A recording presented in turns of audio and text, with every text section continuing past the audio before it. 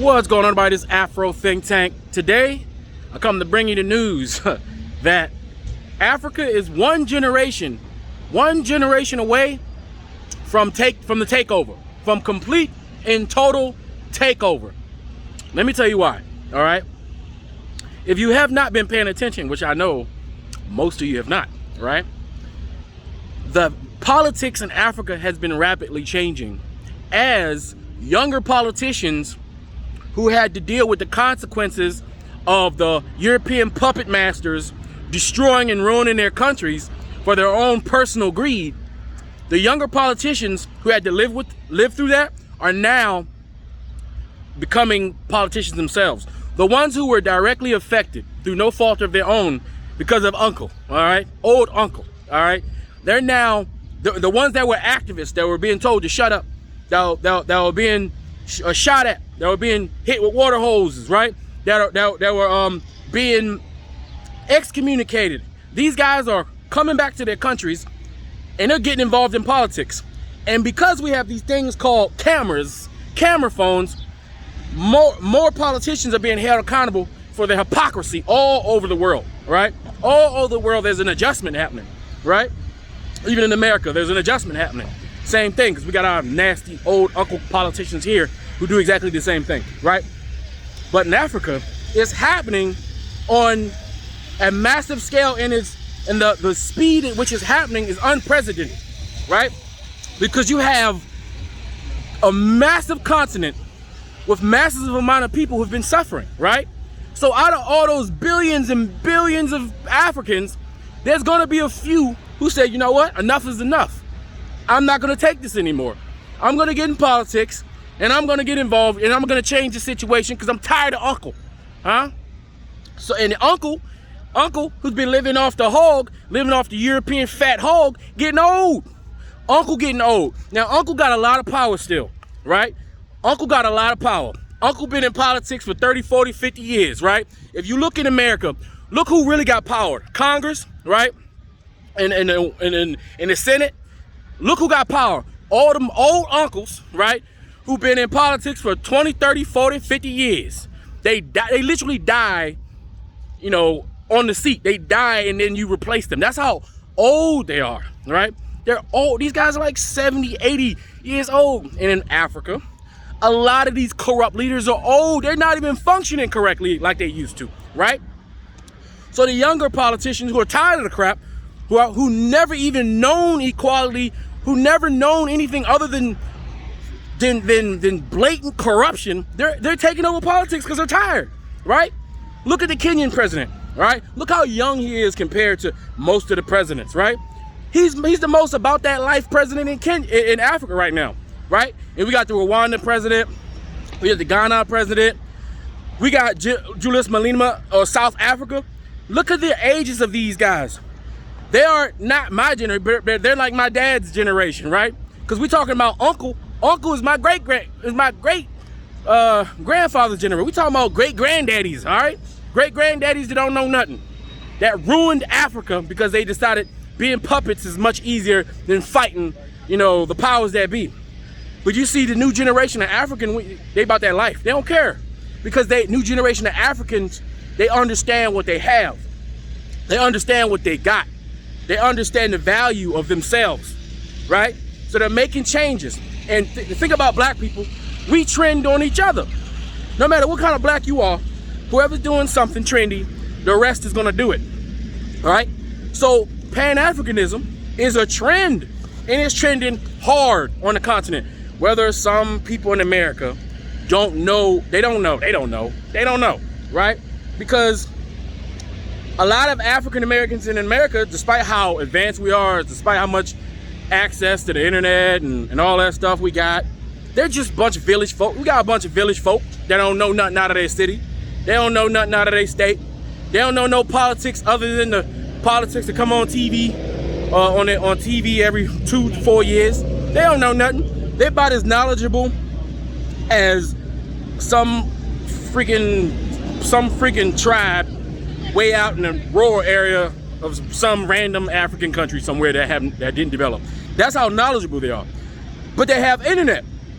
So when they come on the internet and they say stuff like Pan-Africanism is dead, or they say they call Pan-Africanism a cult, or they call it, they're just speaking from a point of, they just don't know. All right, I told you I'm trying to work on my respectfulness to people who don't know, because it's not their fault. They don't know, right? I'm looking past their offenses, their verbal offenses, because they're coming from a place of no knowledge. They're coming from a place of ignorance. But the thing is, we don't even have to worry about those naysayers in the black community here, right? That's going to be typical. And the thing is, those naysayers will quietly get in line when they see that the buffet is open. Trust and believe. We are one generation away. Now, my country of choice, home, Nigeria. Now, we thought it was their time, right? We saw what happened. Uncle still got power, all right? We got to keep that in mind. Uncle still got power. And Uncle still going to do what he do. But Uncle getting old and senile, right? Hell, look at our Uncle. We can't even stand up. Look at that. They can't even stand up no more. So as they decline, or as Oprah said, when they die, because they can't live forever. They ain't figured that shit out yet. So eventually, when all these old geezers are forced to retire because they can't campaign, they're cognitively not there, right?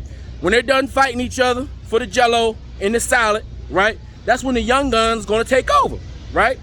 That's when your older cousin is gonna take over. And your older cousin understands that there's more money in good governance. There's more money in free trade agreements. There's more money in undisputed borders in Africa. There's more money in working with each other, working with other black people, working with other Africans, economically and socially. There's more money in that than there is capitulating or being a puppet to the European power base. We have the potential to do everything we want to do, anytime we want to do it, as soon as we figure out that we can do it. The great elephant has woken up. I'm telling you, the great elephant has definitely woken up. And Europeans know that.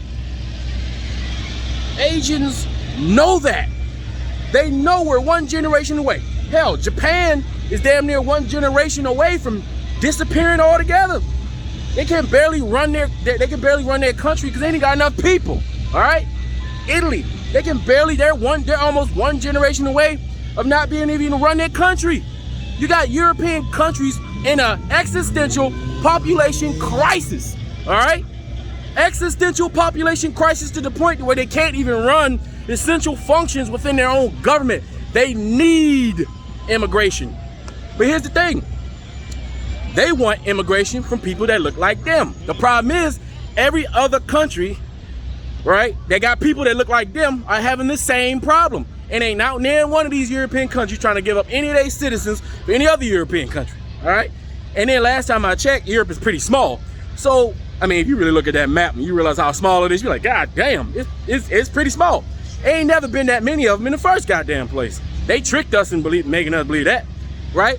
So while they're going through this existential population issue, we're going through a boom. We're going through an economic boom, population boom, everything boom, right? Everything. So everybody's gonna piggyback off the emerging, gigantic, vast economy that's coming, which is the African economy. But guess who's gonna eat first? Us. We're eating first because we're sick of it. All of us, every black person around the world is sick of it. We sick of trying to defend everybody. We sick of fighting everybody's wars.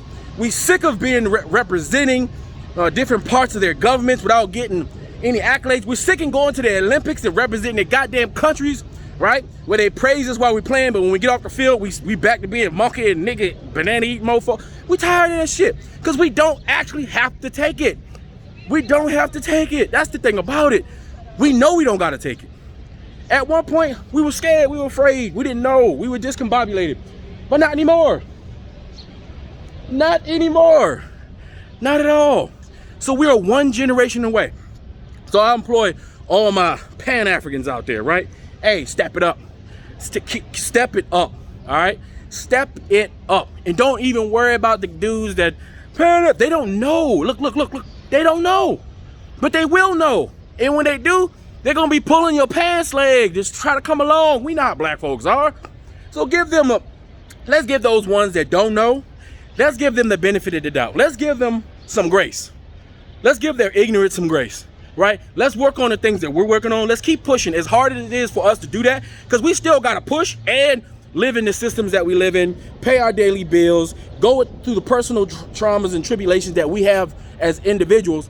But as a group, we must continue to do the little things collectively that add to that very big thing. And that very big thing is the completion of the rise of the African to back on top of the throne in which we belong. That's all I got to say. This Afro Think Tank, learn some, teach some. I'm out.